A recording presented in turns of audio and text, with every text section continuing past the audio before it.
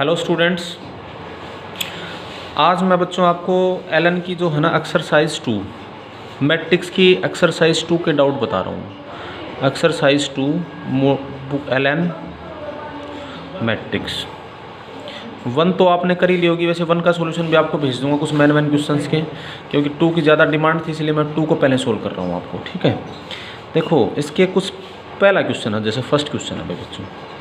इस first question में क्या है, if A and B are the square matrix of same order and A and B are the and A into में A transpose is equal to आई।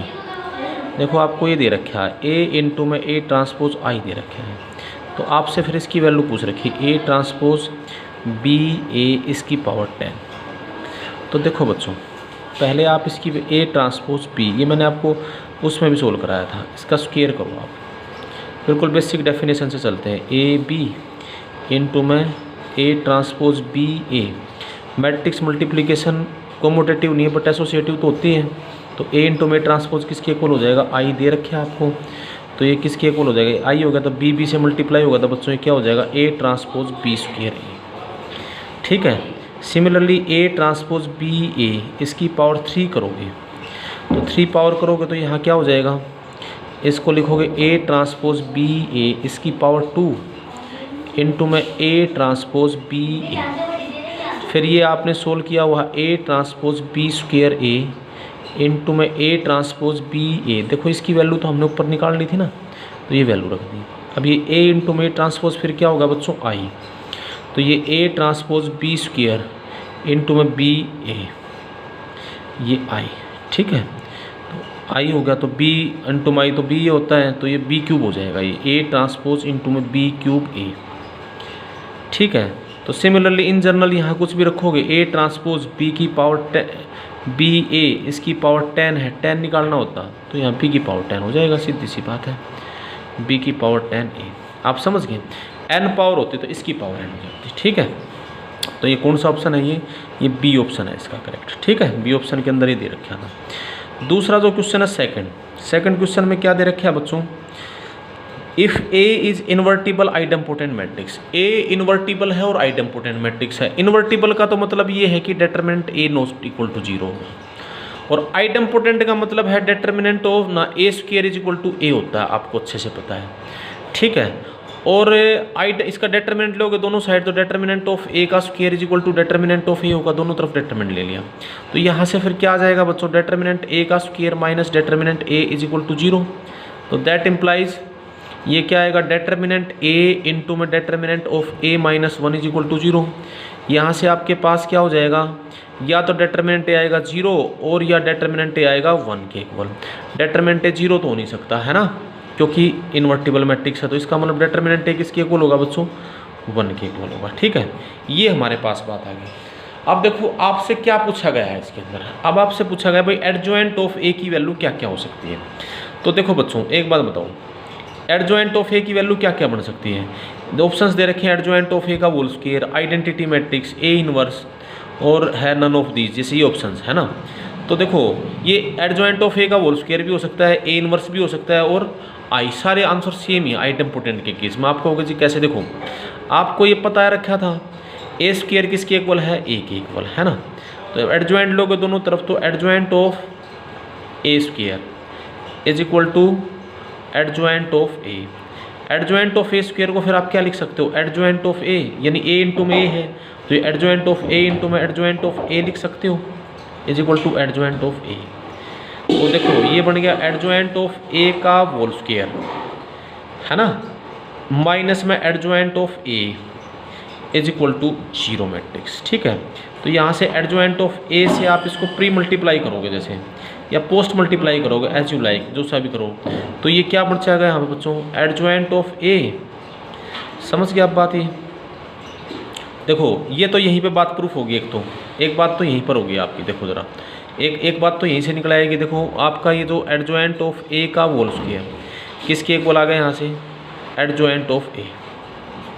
ठीक है, adjoint of A is equal to adjoint of A square, यानी option A सही है। फिर अगला जो मैं सोल्व कर रहा था, देखो यहाँ से adjoint of A pre multi common लिया जैसे, तो प्री मल्टीप्लाई करोगे तो प्री रहेगा, एडजॉइंट ऑफ ए माइनस में ये आई आएगा। अब एडजॉइंट ऑफ ए जीरो तो मैट्रिक्स है नहीं, क्योंकि जीरो मैट्रिक्स होता है इसका डिटरमिनेंट है, क्योंकि ये इन्वर्टिबल मैट्रिक्स, तो ये ए इन्वर्टिबल है तो एडजॉइंट ऑफ ए भी इन्वर्टिबल होगा, इन्वर्टिबल है तो इसका मतलब फिर ये तो जीरो तो हो नहीं सकता ये, है ना।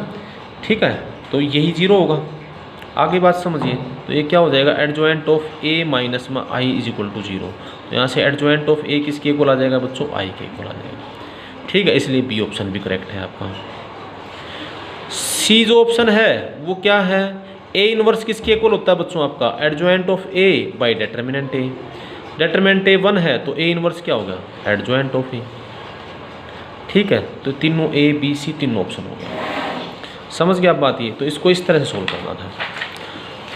थर्ड क्वेश्चन है बच्चों, मैट्रिक्स ए दे रखा है, एक्स वाई जेड की वैल्यू आपको 60 दे रखी है, 8x + 4y + 20, तो ए इंटू में एडजॉइंट ऑफ ए बताना है। तो ऑब्वियसली ए इंटू में एडजॉइंट ऑफ ए क्या होता है, ए इंटू में, जो आप सोल्व कर लेना थर्ड को अपने आप। ठीक है, ए इंटू में एडजॉइंट ऑफ ए किसके इक्वल होगा बच्चों, डिटरमिनेंट ए इंटू में आई है। तो डिटरमिनेंट ए आप निकाल लेना, डिटरमिनेंट ए आप निकाल लोगे इसका, और जो डिटरमिनेंट ए आएगा ना, डिटरमिनेंट ए निकाल लेना, आई से मल्टीप्लाई कर लेना, उसमें वैल्यू पुट कर लेना एक्स वाई जेड। ठीक है, सिंपली सोल्व हो जाएगा, कुछ ज़्यादा ट्रिक नहीं है इसमें। ठीक है, एक जो फोर्थ क्वेश्चन है, इसमें काफ़ी सारे बच्चों के डाउट्स आए फोर्थ में। देखो जो फोर्थ क्वेश्चन है वो फोर्थ में क्या दे रखा है, देखो ए क्या दे रखा है, ए आपको गिवन है 2 1, ध्यान से समझना इसको, 4 1। ठीक है, मैट्रिक्स बी आपको गिवन है 3 4 2 3, और मैट्रिक्स सी आपको गिवन है 3 -4 -2 और बच्चों 3। ठीक है, आपको ये ऐसे मैट्रिक्स है गिवन है। आपको ये 3 मैट्रिक्स दे रखी है ना, आपको निकालना क्या है इसमें, ट्रेस ऑफ ए। ट्रेस समझते हो, डायगोनल एलिमेंट का सम बस, प्लस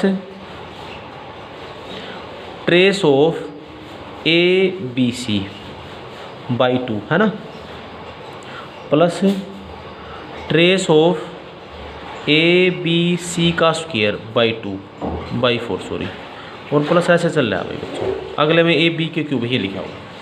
तो देखो बच्चों, ए का ट्रेस तो आपको पता ही है, पहले आप ऐसा करो, बी सी निकाल के देख लो एक बार, बी इंटू में सी करो जरा एक बार, क्योंकि बी सी निकालना है, फिर बी सी का स्क्वायर निकालना है, ए के साथ मल्टीप्लाई करना, तो बी सी क्या होगा, ये क्या 3 4 2 3। ये देखो इन्वर्टिबल मैट्रिक्स है, एक दूसरे के इन्वर्स हैं बी और सी, आइडेंटिटी आएगा देखना ज़रा, 3 -4 -2 3।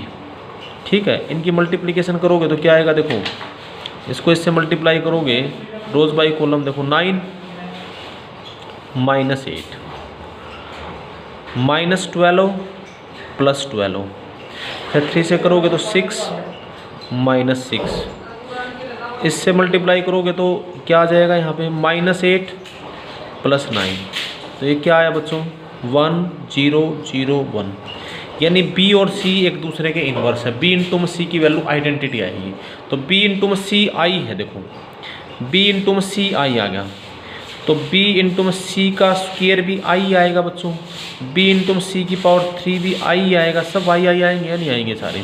तो ये यूनिट मैट्रिक्स है एक तरह से, तो जो हमसे पूछा गया था तो एक तरह से हमारे पास ये आ गया। देखो ये सारा, ये सिर्फ कंफ्यूज करने के लिए लिख रखा था, आप समझ के बात ही। देखो ए बी सी की वैल्यू भी ए आएगी, ए बी की सी सी स्क्वायर की वैल्यू भी ए ही आएगी, क्योंकि ये तो आइडेंटिटी है ए इंटू में आई। तो यानी आपसे ये पूछ रखा है trace of A plus trace of ये जो ए बी है, यानी a/2 हो जाएगा, है ना, प्लस ट्रेस ऑफ ये a/4 हो जाएगा, क्योंकि बी सी का स्क्वायर तो आई है, प्लस आगे आ जाएगा ट्रेस ऑफ a/8। ठीक है, अब देखो ट्रेस ऑफ ए कितना है, डायगोनल एलिमेंट का सम, तो डायगोनल एलिमेंट का सम होगा तो ये कितना हो जाएगा बच्चों 3, प्लस ये a/2 का ट्रेस कितना हो जाएगा 3/2। ठीक है, a/4 का 3/4 प्लस a/8 का 3/8, बस ये आ गया। अब ये जीपी बन गई इनफाइनाइट जीपी, से इनफाइनाइट जीपी का सम कितना होता है, a/1 - r, r कितना है 1/2, 1/2 तो 2 हो जाएगा, 3 इंटू में 2 कितना आ जाएगा 6।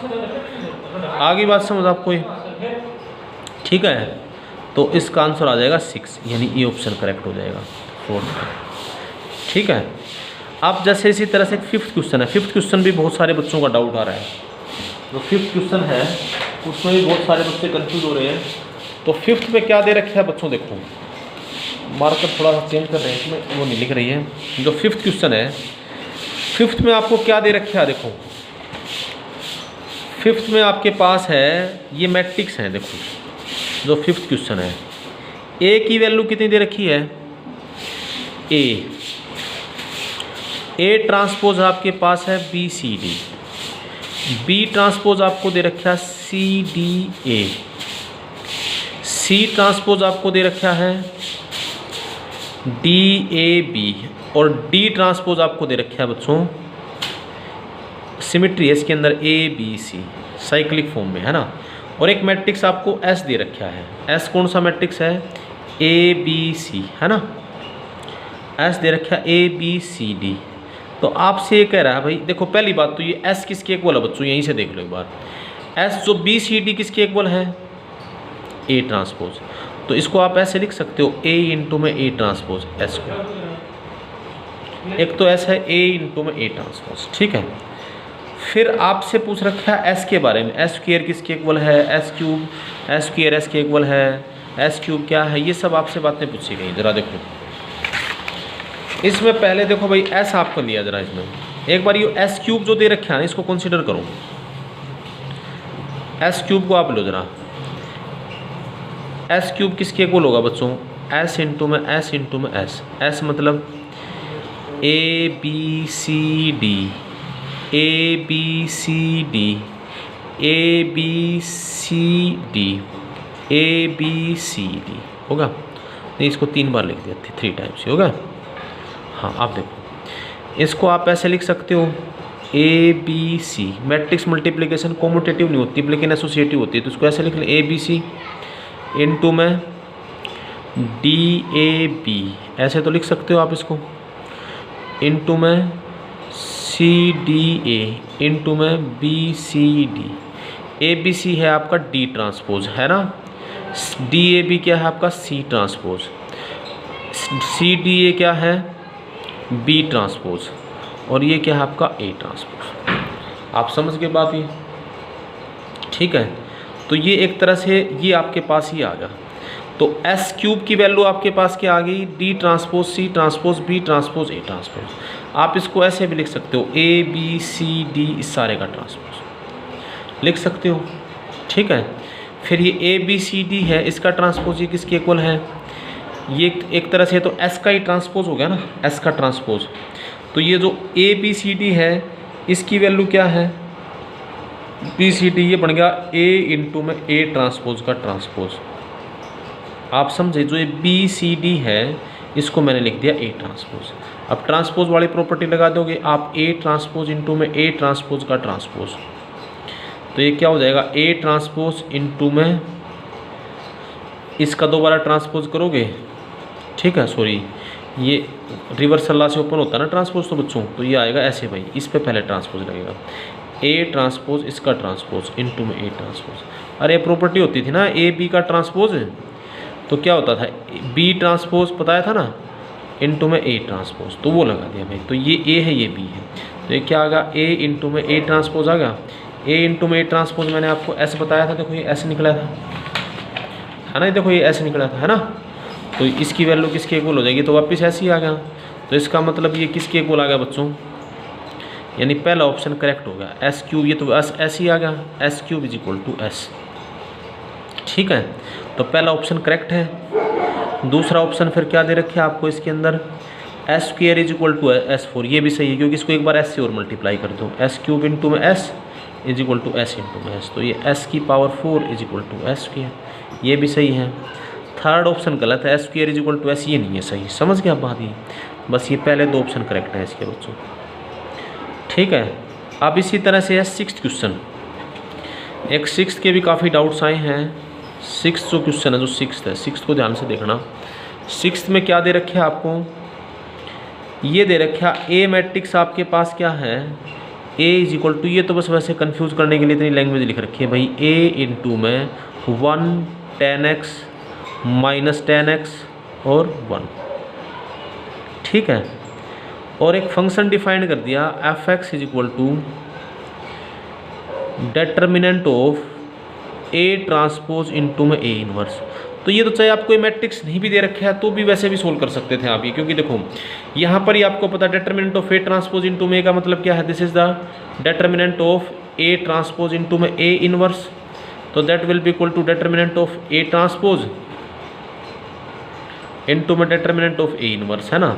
ए ट्रांसपोज का डेटर्मिनेंट क्या होता है, डेटर्मिनेंट ए ही होता है, और ए इनवर्स का डेटर्मिनेंट क्या होता है, 1 बाई डेटर्मिनेंट ए होता है। तो कैंसिल होकर 1 आ गया।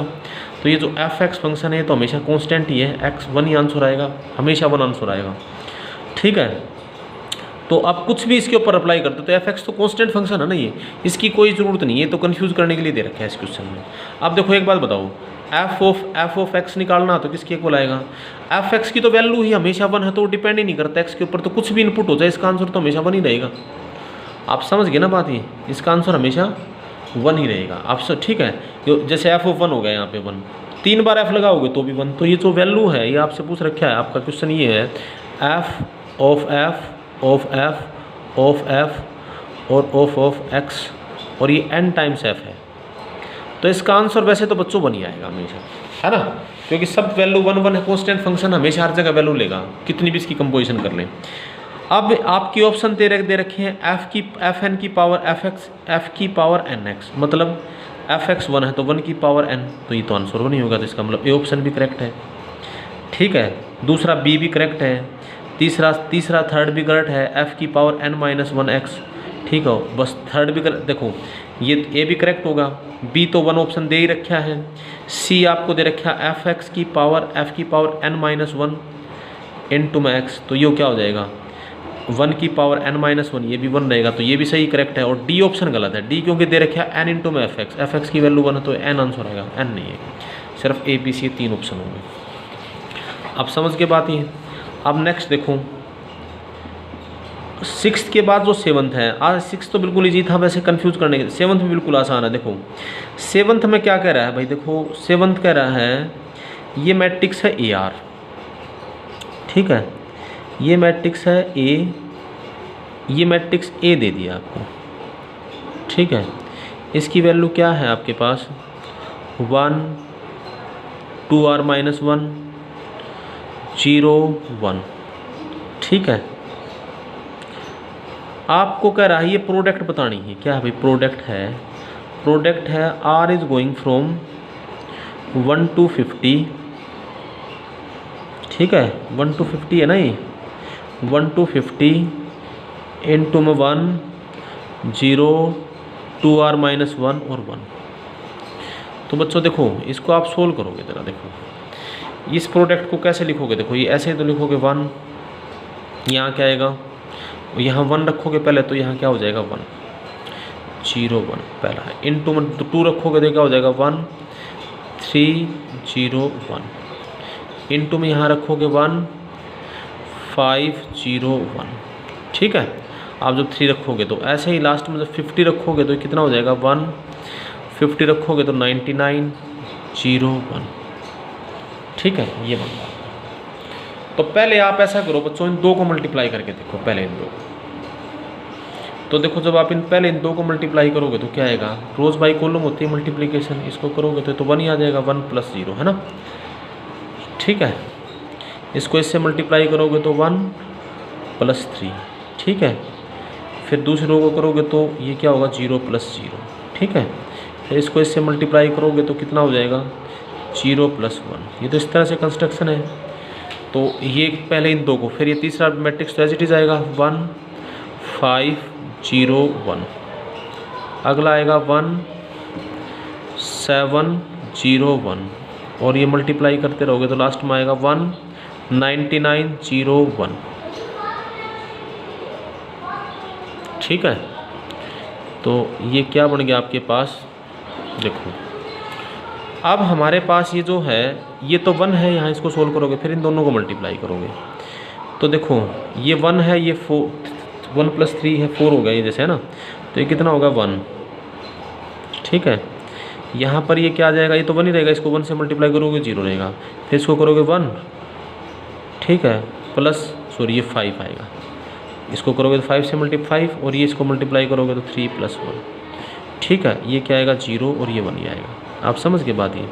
तो आपने क्या देखा, मैंने इसमें सिमेट्री ये इसलिए ऐड नहीं करा है कि आपको सिमेट्री का आइडिया रहे। 1 7 0 1 और इनटू में क्या हो जाएगा 1 99 0 1। अब देखो बच्चों, पहले 2 में मल्टीप्लाई करा, ये 3 एलिमेंट तो सेम रहे 1 0, सिर्फ ये ऐड हो गया 1 + 3 इन दोनों में।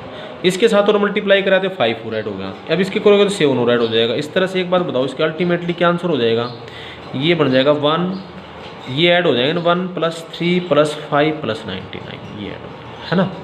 और ये क्या हो जाएगा बच्चों 0 और 1। ठीक है, तो इसका आंसर कितना होगा 1 0 और ये क्या है, पहले 50 50 ओड नेचुरल नंबर का सम होता है, पहले n ओड नेचुरल नंबर का सम होता है n²। तो 50 है तो क्या हो जाएगा 50 का स्क्वायर, 50 का square 1, that is equal to 1 0 और 50 का स्क्वायर होता है 2500 और 1। ठीक है, ये आपका आंसर हो जाएगा। क्लियर। तो ये जो ऑप्शन के अंदर आंसर है वो आपका आंसर बन जाएगा, यानी सी ऑप्शन में ये, तो सी आपका आंसर हो जाएगा इस क्वेश्चन में। ठीक है, अब देखिए आगे देखो, this is the question number 6। ठीक है, 5 6। तो बच्चों इस तरह से आप कर लोगे। अब तुम्हें तो कुछ आइडिया लग गया होगा।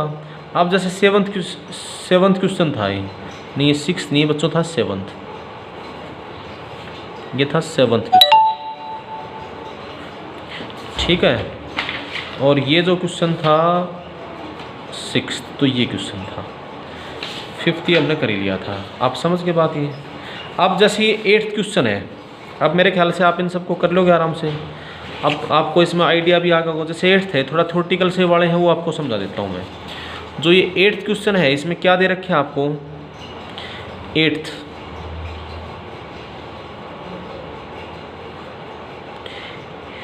क्वेश्चन में क्या है कि if A and B are 2 invertible matrix of same order then adjoint of AB। एक बात बताओ, जैसे ऑप्शन के हिसाब से देखना है, एडजॉइंट ऑफ AB पूछ रहा है आपसे, ये किसके इक्वल होगा भाई। वैसे तो ये किसके इक्वल होगा, एडजॉइंट ऑफ B इंटू में एडजॉइंट ऑफ A, ये होगा। ठीक है, अब ज़रा देखो ऑप्शन देख रहा है 2 invertible matrix of same order, तो पहला ऑप्शन तो करेक्ट हो गया, एडजॉइंट ऑफ B इंटू में एडजॉइंट ऑफ A। अब जैसे दूसरा ऑप्शन क्या दे रखा है तुम्हें, B option, determinant of B into में डेटर्मिनेंट ऑफ A इंटू में B इनवर्स इंटू में A इनवर्स। तो आप इसको क्या लिखोगे भाई, डेटर्मिनेंट ऑफ A इंटू में डेटर्मिनेंट ऑफ B इनवर्स को क्या लिखोगे, adjoint of B by determinant B लिखोगे, A इनवर्स को लिखोगे adjoint of A by determinant A लिखोगे। तो देखो ये दोनों कैंसिल हो गए, ये आएगा एडजॉइंट ऑफ B इंटू में एडजॉइंट ऑफ A। तो इसका मतलब ये ऑप्शन भी करेक्ट है आपका। ठीक है, अभी सी ऑप्शन आपको क्या दे रखा है, जो सी ऑप्शन है, सी ऑप्शन, फिर सी ऑप्शन तो ऑब्वियसली रॉन्ग होगा, क्योंकि सी ऑप्शन में क्या लिख रखे हैं यहाँ, A इनवर्स इंटू में B इनवर्स है, तो वो तो इक्वल नहीं होगा, क्योंकि यहाँ एडजॉइंट ऑफ A इंटू में एडजॉइंट ऑफ B उसके इक्वल नहीं होगा, तो सी तो कैंसिल हो गया। फिर डी देखो ज़रा, डी में कह रहा है, डी के अंदर क्या कह रहा है, डी यही है, डी में कह रहा है डेटर्मिनेंट ऑफ A इंटू में डेटर्मिनेंट ऑफ B इंटू में AB का इनवर्स। तो वही काम भाई बच्चों, ये क्या हो जाएगा, ये किसके इक्वल होगा, डेटर्मिनेंट ऑफ A इंटू में डेटर्मिनेंट ऑफ B, AB का इनवर्स क्या होगा, adjoint of AB divided by determinant of AB। तो डेटर्मिनेंट ऑफ AB तो क्या होगा, अलग अलग कैंसिल खुल ओपन हो जाता है, डेटर्मिनेंट ऑफ A इंटू में डेटर्मिनेंट ऑफ B इंटू में adjoint of AB by determinant A into में डेटर्मिनेंट B। तो ये कैंसिल हो गया, ये क्या होगा, एडजॉइंट ऑफ AB हो गया, तो ये तो वही आ गया, तो D भी सही है। तो यानी इसका A B और D ये ऑप्शन करेक्ट है। ठीक है, तो इस तरह से आपको करना था 8th क्वेश्चन बच्चों। ठीक है ना। अच्छा भाई, जैसे 9th क्वेश्चन दे रखा है, 9th क्वेश्चन में कह रहा है भाई if A is this and A inverse is this, तो then find the value of, तो ये A B C की वैल्यू निकालनी है। तो आपके पास A इनवर्स तो पूरा दे ही रखा है, आप A इनवर्स निकाल लेना यहाँ पे और फिर कंपेयर कर लेना इनकी वैल्यूज़ को। ठीक है, ये बड़ा सिंपल है। इसी तरह से 10th क्वेश्चन है, कर लोगे ना आराम से, 10th 11th 12th ये सब चेक कर लोगे आराम से बच्चों। ठीक है, 12 13 14, देखो 14th और देख लो आप एक ज़रा क्वेश्चन, एक ये जो 14th क्वेश्चन है ये और ज़रा देखो, इसमें अगर अभी कोई डाउट है तो आप पूछ लेना, ये सब आराम से सोल्व कर लोगे। अब आपको आइडिया आ गया। देखो ये डेल्टा नोट एक डेटर्मिनेंट दे रखे है आपको, कितने ऑर्डर का? 3 ऑर्डर का। A11, A12, A13, A21, A22, A23, A31, A32, A33। जैसे ये कह रहा देखो भाई, डेल्टा 1 एक डिटर्मिनेंट है, delta 1 is the determinant obtained by the cofactor. देखो तो ऑब्वियसली डेल्टा 1 की वैल्यू किसकी इक्वल होगी? मैंने तुम्हें बताया था जो कोफैक्टर का डिटर्मिनेंट होता है ना भाई, उसकी वैल्यू क्या होती है? डेल्टा नोट की पावर 2 हो जाएगी, है ना। जो cofactor matrix determinant of the matrix obtained by cofactor is equal to determinant is the that is equal to determinant of the matrix raise to power n-1। ये बताया था, इसमें 3 ऑर्डर हैं। तो जो डेल्टा 1 आपको दे रखा है, देखो इसमें आपको लिख रहा है delta 1 denote the determinant formed by the cofactors of delta naught. ठीक है, तो डेल्टा नोट के कोफैक्टर से मिला है डेल्टा 1। तो डेल्टा 1 डेल्टा नोट के कोफैक्टर से मिला, तो डेल्टा 1 की वैल्यू क्या होगी? डेल्टा नोट क्या की पावर n-1 यानी 3-1 2 हो जाएगा, यानी डेल्टा नोट की पावर 2। अब डेल्टा 2 किसके इक्वल है? डेल्टा 2 आपका है this is the determinant obtained by the cofactor of delta 1।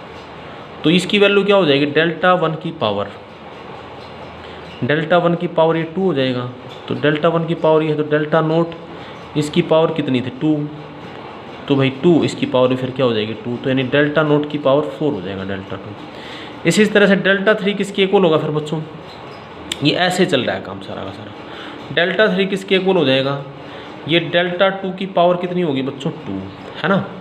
तो ये क्या हो जाएगा? डेल्टा 2 की वैल्यू कितनी है? डेल्टा नोट की पावर 4, तो डेल्टा नोट की पावर कितनी हो जाएगी? 8। आप समझ गए, यानी 2 की पावर 3 हो जाएगी। इसी तरह से आप ये बताओ, देखो डेल्टा 1 तो 2 की पावर 1, डेल्टा 2 की डेल्टा 2 की है डेल्टा नोट की पावर 2 की पावर 2, डेल्टा 3 2 की पावर 3। तो एक बात बताओ, जो डेल्टा n है इसकी वैल्यू क्या होगी? डेल्टा नोट की power 2 raise to power n। बोलो आप समझ की बात ये? तो जो 2 रेज टू पावर n जिस ऑप्शन में है वो आपका करेक्ट आंसर हो जाएगा। ठीक है बच्चों, तो ये मैंने आपको दूसरी एक्सरसाइज के मैन क्वेश्चंस आपको सोल्व करा दिए।